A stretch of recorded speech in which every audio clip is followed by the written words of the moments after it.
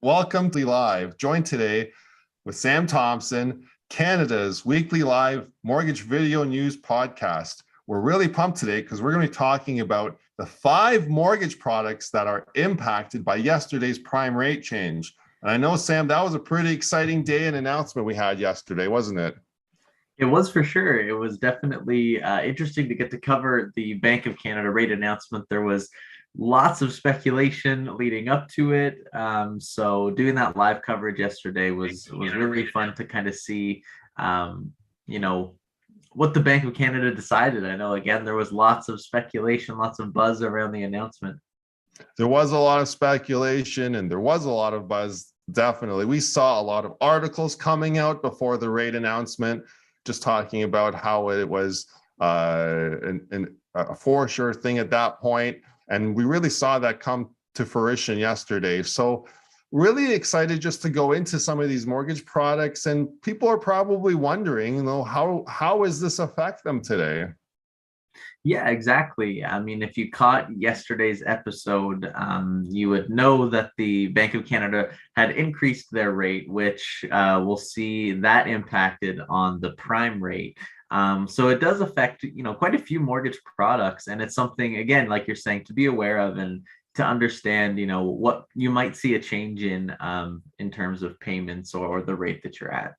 For sure. So here on Canadian Mortgage Weekly, we're going to make sure we go through these mortgage products with you today, just to give you some idea of how it's going to impact you, and maybe also leave some anxiety for those of you that, because there are some mortgage products that will not be affected too. So if you're not on this list today, you're not affected, and there's a lot of you as well. So Sam, what will be the first type of mortgage products that would be impacted by yesterday's prime rate change?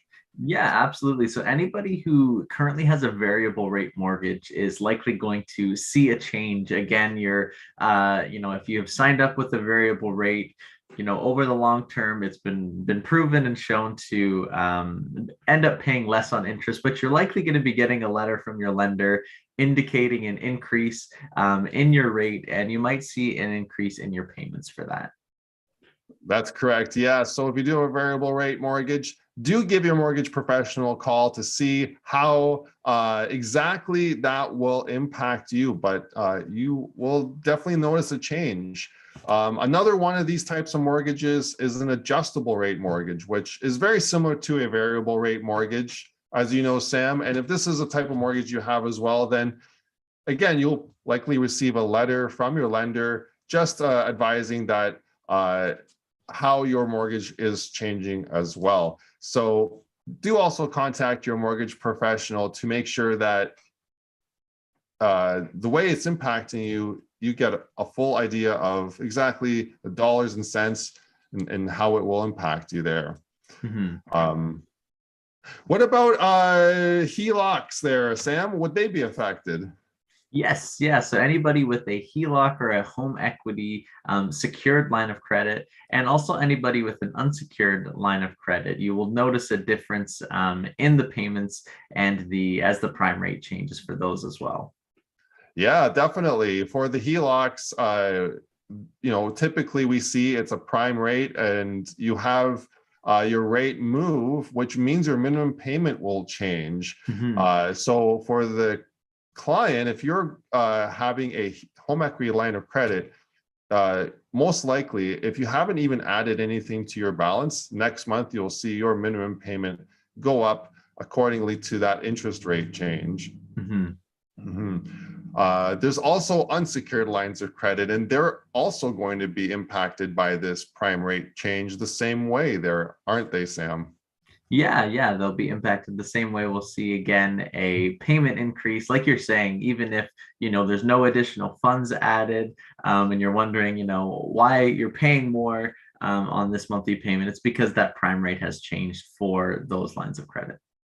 That's great. So you're probably wondering, am I on this list? Because I haven't had my mortgage called. I have a fixed rate mortgage. Well, if you have a fixed rate mortgage, you don't really have to worry about having your mortgage impacted. Yesterday's prime rate change hasn't really affected fixed rate mortgages for those who have locked in and have a contract going forward. Your rate will be honored and your payment's not changing. And that's part of the security that is from a fixed rate mortgage, is that you do have that same payment throughout the entire term. But that's not the case for some other financing products. And that would be things like variable and adjustable vehicle loans.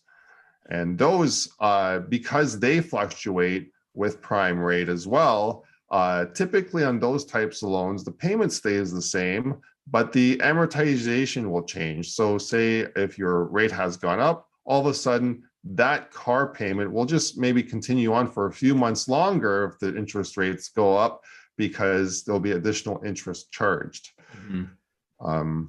What about some other products that would be affected, Sam? Are we missing any?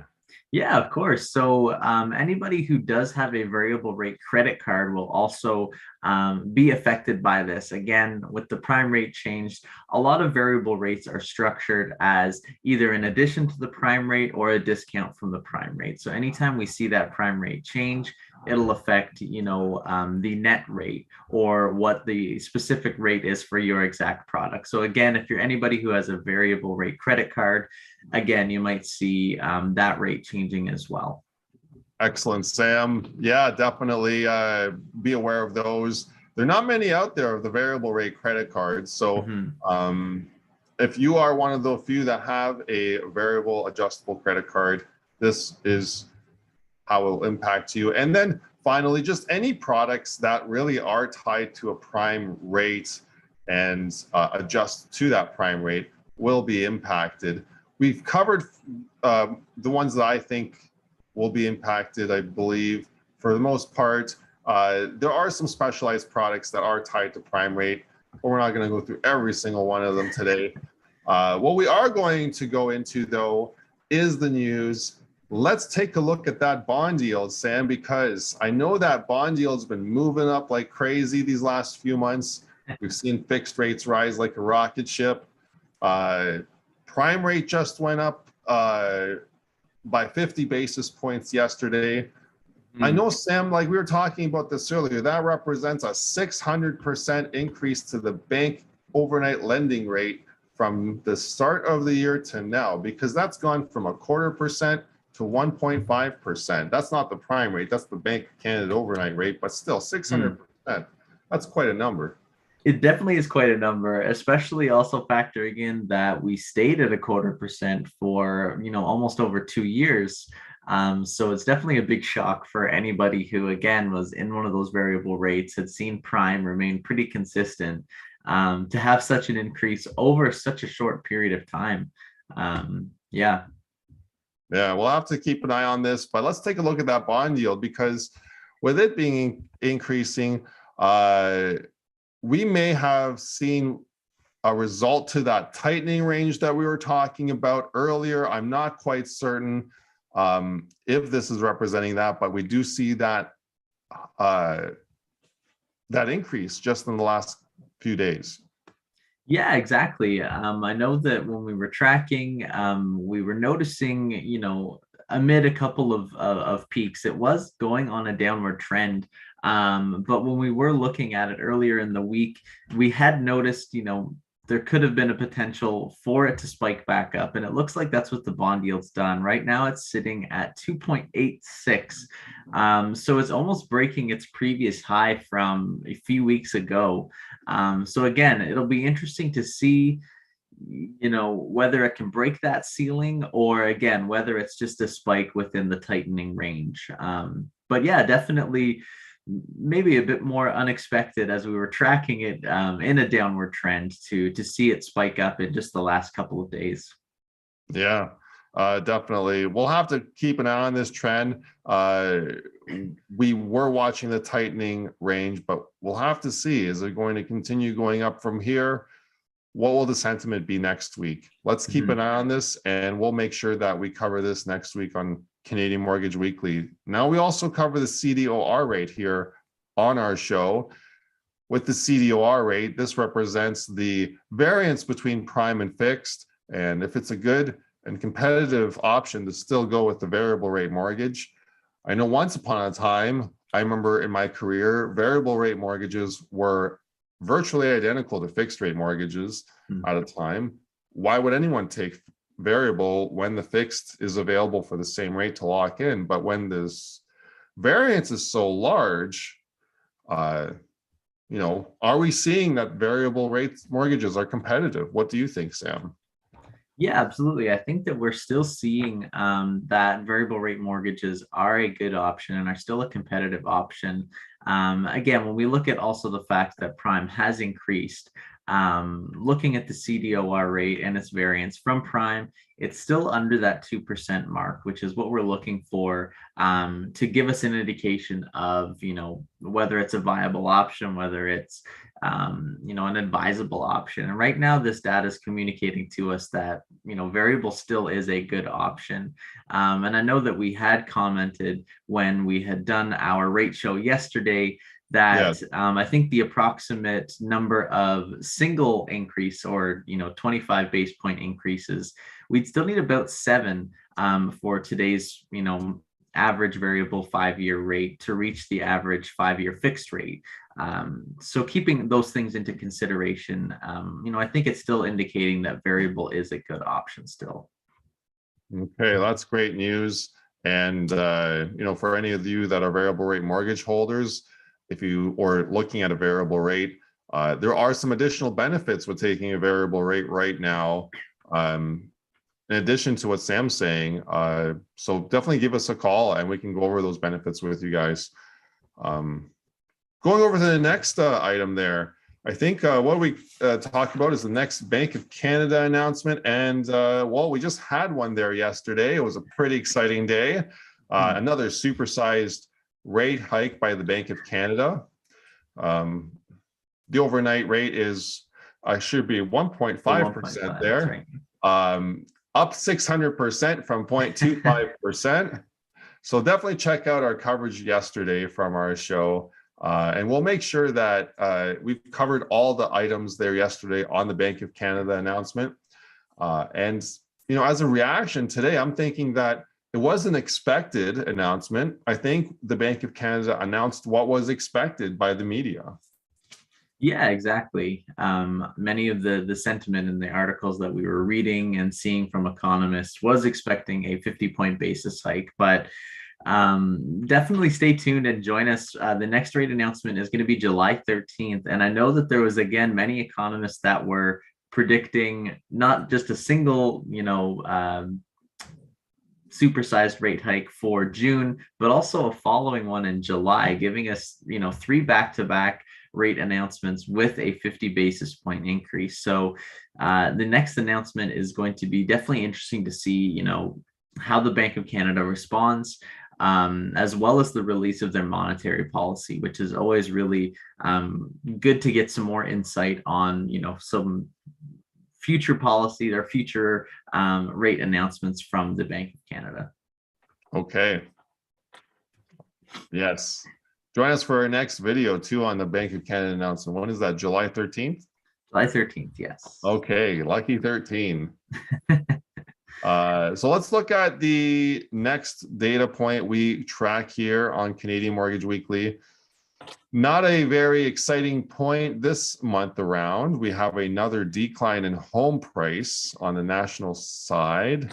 I know that we've been seeing a lot of softening in the market, but the softening isn't really anything that is out of the normal. It seems, Sam, that it's just the market where there was no listings almost seems to have had the regular amount of listings come in, and now it's more of a balanced market. Almost, it seems like there's some articles even indicating that we might be headed into a buyer's market pretty quickly. Yeah, we've definitely seen a transition from, where the market was at in January, where we saw that, house price averages were, well over 800,000. You can see the spike on the graph there. But we have definitely seen, a number of changes to how the market's structured. Like you're saying, there's more listings, conditions are coming back. I think there is definitely entering a balanced market for sure. And again, yes, some articles indicating we could be entering a buyer's market. Yeah. What are your thoughts on that? Yeah, I mean, I think we definitely could see it depending on where we ended off, May, and tracking where these house prices are headed, because typically we do track a bit of a dip in the spring, where houses do go on sale. Also, as we're getting further out of COVID and the weather's getting a bit warmer, more people are maybe thinking about moving, which would help for those listings. So we'll have to track and see if it is just a sale point where the market is just kind of readjusting, or if we do see, the scales tip a bit and it does impact and become more of a buyer's market. Yeah, great point there, Sam. And if you have any other questions about specific data in your local market, don't contact us about it. Contact your real estate professional, and they can really guide you with your local data and show you exactly how and when buying a home makes sense for you.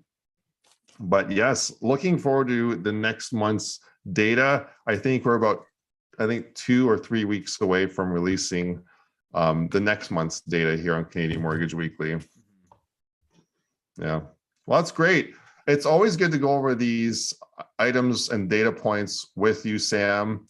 I know that you've been in the mortgage industry now for over 2 years. You moved here from Ottawa, and been working now with Mega Mortgage just over 2 years, living in Barrie with your wife and pup. So how are you doing today? Great to have you on the show. Thanks for being here. Yeah, thanks so much for having me. It was good to cover some of the follow-up from yesterday's rate announcement, and kind of see, where things are headed. It's always interesting looking at all these data points and trying to get an idea of where the market's headed. And it's always good to do it with you, Joe. You've been in the industry for over 11 years as a mortgage broker yourself, living up in Aurelia. So thanks again for having me on today's episode. Yeah, it's great. And with Canadian Mortgage Weekly, just so everyone's up to speed on that, and thanks for that, Sam. That was really nice. When we're going into June this month, we're going to be going and talking about mortgage products. And for that, we have an exciting month lined up for you. These aren't just the regular mortgage products that you get. And when we're talking about regular mortgage products, that's the kind of mortgage that you or I would get when we walk into our bank and simply want a mortgage to buy a house. There's that type of mortgage. There's a type of mortgage where we go to refinance our house. There's that type of mortgage. But there's also other types of mortgages that really other banks don't talk about. So Sam and I are going to be sharing those with you all throughout June.